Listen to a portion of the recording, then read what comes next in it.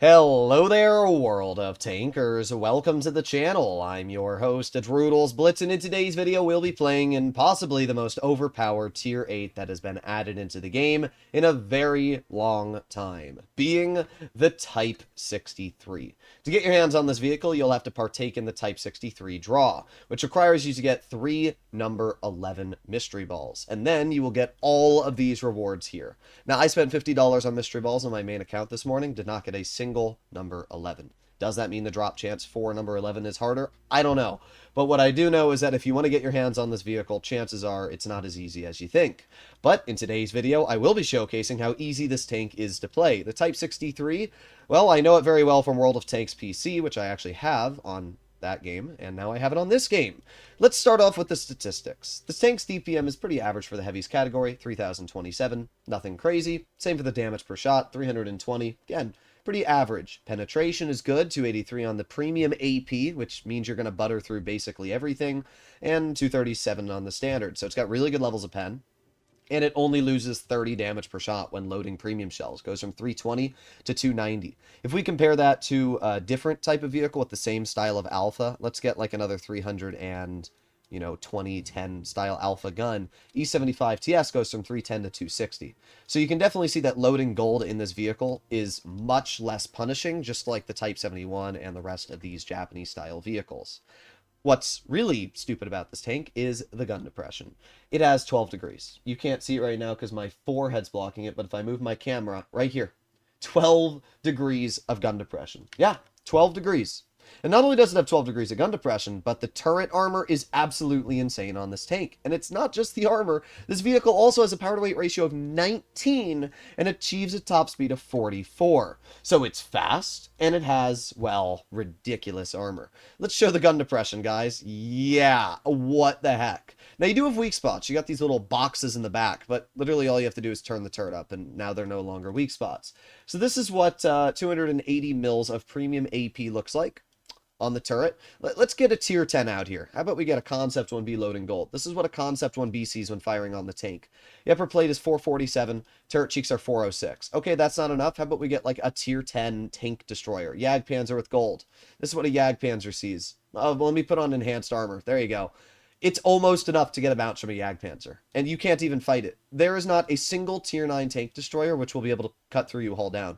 Like, we can get tanks with really good pen. How about a 111 GFT? Like, look at this thing's armor. What the heck?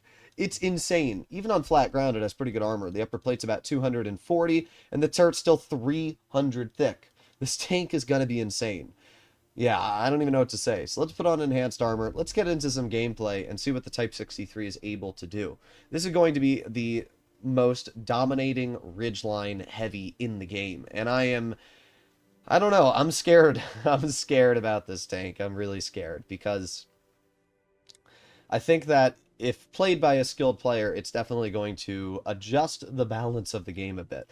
But, to be honest, we already have some pretty overpowered tanks, like the Semovente Contracaro 64 with its 11 degrees of gun depression.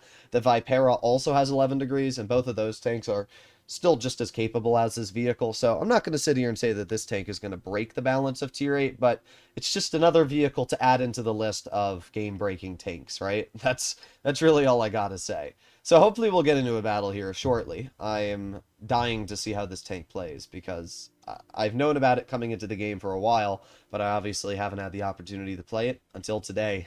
Okay, here we are. Up against us, we have a KV-4, Tiger 2. Not a bad matchup at all. Not a great one to use our gun depression, but it'll actually be a good showcase to see how this vehicle's armor works on flat ground as well. I also want to see the mobility of this tank because, as I said, it has a top speed of 44. I'm interested to feel the power to weight ratio, and yeah, this tank's surprisingly fast. I mean, look at that. We're already up to 40. What the heck?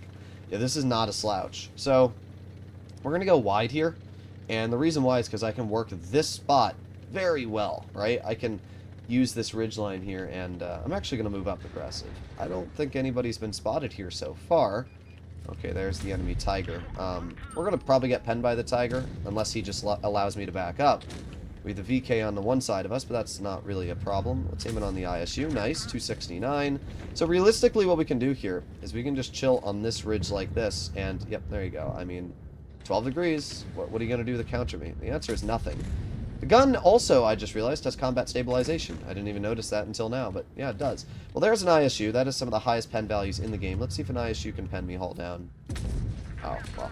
You got to hit me to pen me. But, yeah, this thing seems like it's just going to utterly dominate a ridgeline, and there's nothing you can really do about it. Like, that's what this tank seems like. Like, sure, as I said, the, I don't know, damage per minute isn't that overpowered. Where did we get pen there? I'm not sure. Maybe we overpoked our hull or something, which is very possible. The ISU on our flank. We have the Tiger over here. Not able to get a penning shell into you, but that's fine. We'll just back up and we'll bully the VK-45. Let me just turn my vehicle a bit. And, come here, VK. I'd like to play with you. And bonk. There you go. So, I did overpoke the hull there a little bit. That's on me. But it doesn't really matter too much. We just got to angle it in a way that we don't poke the hull, which would be like this. There you go. Yeah, you just got to be a little careful because the hull of this tank sticks out pretty far, so you just got to be a little bit cautious when you're driving this tank, not to overexpose any of your armor. But as we can see, I'm already up to 2200 damage. The gun is completely fine, and with combat stabilization, it doesn't really bloom much, so you don't have to worry about that, which is obviously pretty nice. There you go. Nice clear into the enemy VK, and we have our SMV over here. Let's see, I'm just going to drive out in the open at this point. I don't really care if I get shot. There's the Blaze. Let's aim it on you. Boom. Easy 335. Let's put on our Adrenaline. Blaze gets shot by my teammate as well. Here's the Tiger. Look at how mobile this thing is. Like, what the heck? Why is it so mobile? There you go. Nice 305 into you. Teammate gets the clear. Now we can push over towards the KV-4. Now, this tank, as I mentioned, has actually decent flat armor, so I don't know how easily the KV-4 will be able to pen me. Blaze just left. Alright, well, let's just aim it on his rear, see if we can light him on fire. No, but we did damage his fuel tanks. Well, we can just kind of face hug him like this. I don't really think he can do much to me in a face hug, yeah. Alright, reloading. Let's see if we can light him on fire now. Ah! We've damaged his engine. We've damaged literally everything on his tank, but unfortunately we've not lit him on fire yet. Okay. Well, they have two tanks left. They have an LT-432 and a WZ Blaze. So, let's move up, see if we can get some damage into these players. Again, like, look at how fast this thing is, even on flat ground. With the level of mobility you feature on this tank, it's kind of wild. What the heck? Like, we are literally going faster than our medium here. Get a nice 112 damage ram, and now we just have to get over to the WZ Blaze. This will be a pretty solid victory. Alright, let's see. There's the Blaze, and boom. Oh, shell went low. The on move of this gun is, it's okay, but because you have combat stabilization when you're going below 15, and the tank only reverses at 14, it means that you don't really have to worry about it blooming too much when you're on a ridgeline. So let's take a look. This game we ended up dealing 4,640 damage, acing the vehicle, netting over 190,000 credits, and obviously finishing top on the team. Yeah, I have to say this tank is pretty dang strong. It has combat stabilization, it barely loses damage when loading gold, it has premium AP, which means it butters through just about any plate of armor it's aiming at, 12 degrees of gun depression, a turret which you can't pen, hull armor which is still pretty good even on flat ground, and when you pair all of that with the fact this tank goes 44 kilometers per hour, man, this thing basically checks every single box for what you would want in a heavy tank. Unfortunately, we check the box of worst map for a hull-down vehicle because we're on desert sands. Now, I guess we could go to medium flank, but judging that the enemy team only has one medium, that's pretty pointless. So, we're actually going to get a good idea of how this vehicle plays on flat ground here. Himmelsdorf was flat ground, but it's a little bit different because Himmelsdorf is a map where you can still hide your hull and really only poke your turret. This will be a good example of how the vehicle does on just flat ground. So we're going to play aggressive here. This tank is fast enough that it should be able to beat every single heavy on their team to the front line, and as long as we don't get YOLO'd, I mean, we have plenty of support, so as long as we don't get YOLO'd, we should be completely fine. So let's see, there you go. Easy shell into the enemy keeler, 360 damage. Not bad at all. Alright, let's reload, and let's see if we can get another shot into the keeler. Let's load a premium shell. Look at that. We load premium. We still roll more than our standard. It's crazy that this vehicle has such high damage per shot, even with its, you know, premium. It's kind of wild. So the keeler backs up. We have the Yo. We got a lot of tanks over here. However, I'm not able to do much to them as of yet, just because of the fact they are playing pretty dang passive. So we're going to see if this keeler decides to poke. If he does, we'll get a pretty easy shell out. Come on. You know you want to. We have the Semovente. That player is running the 400 alpha gun, so I have to be a little bit cautious about that. I have my IS-2 side scraping right there. Let's see. Oh, the SMV turns to the side, which allows me to turn to the side and get an easy pen. He misses me. If we put on our adrenaline, we have 310 damage per shot, which means I should be able to out-reload this player, but we can actually just shoot the M7 Yo instead. Pretty good so far. 1,400 damage dealt. I haven't bled a single hit point. We do have the Keeler in front of us, which we get an easy pen as well into for 302 damage. The SMV just shot, and with that information, that player's taken out of the game. I can aim it on the Keeler, load a premium shell. As you can see, the premium pen on this tank is a little bit wild. Like, even at this angle, I'm pretty confident we can cut right through that Keeler. Look at this. That is crazy! Premium AP is just so overpowered. Now the AMX M4 gets to side of that tank. Oh, that's an ISU, but looks like the ISU isn't looking at us, or is AFK. It's one of the two, I'm not really sure, but I just watched our whole team miss that ISU. Let's aim it on this player again. 3, 2, 1. Another easy pen for 290. Very clearly that player is not with us, so I'm just going to move up at this point. Yeah, I was about to say my ISU is probably going to take that player out of the game, but you never know. Sometimes your teammates miss every single shot. Nice 382 damage into this enemy T-32, and our T-29 gets the clear. That leaves us with only the 274A at this point. Get a nice 300 damage shot into his vehicle.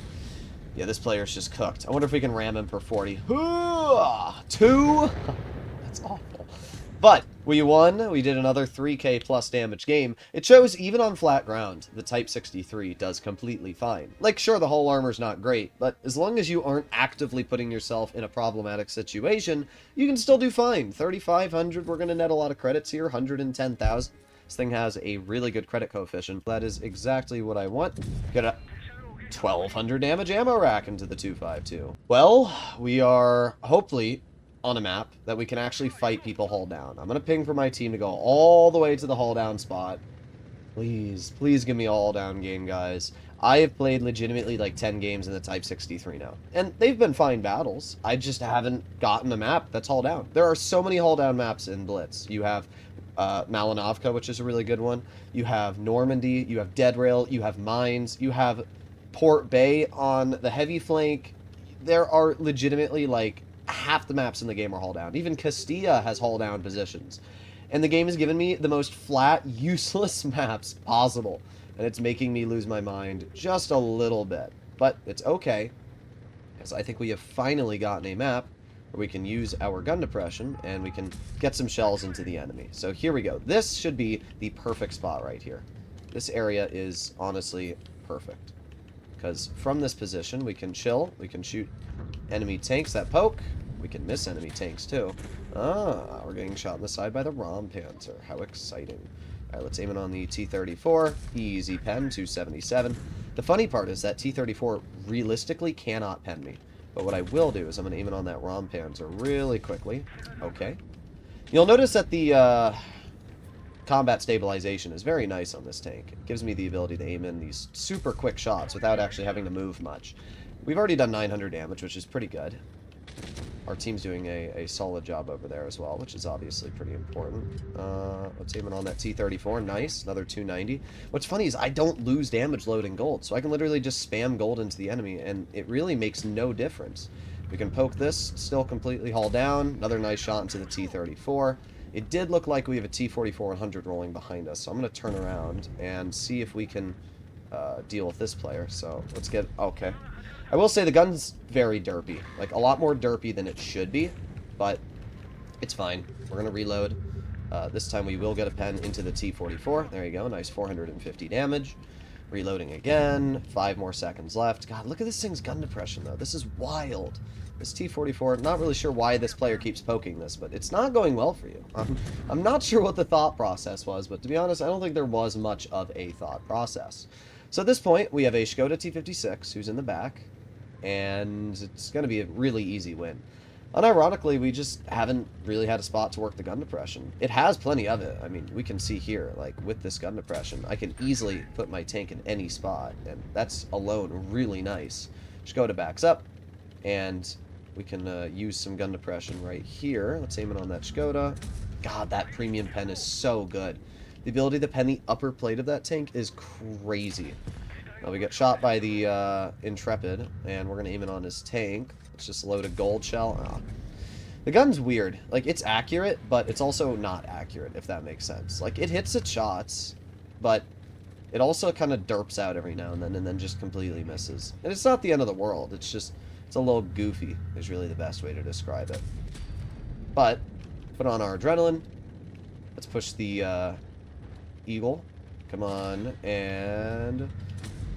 That was an awful ram. This tank does not do a lot of ramming damage, to be real. It's not bad, to be fair, but wish it did a little bit more ramming damage. Nice 330. Our Škoda missed. Good thing we have another repair kit so that we can fix our ammo rack in case we needed it back. I mean, all the games I've played in this vehicle have been pretty good. All 3K, and we've won most of them. So, like, I don't have any problems with this tank. I think that it has so much gun depression that most of the time you don't even need it. But trust me, there are maps where you will be able to use this tank on a ridgeline.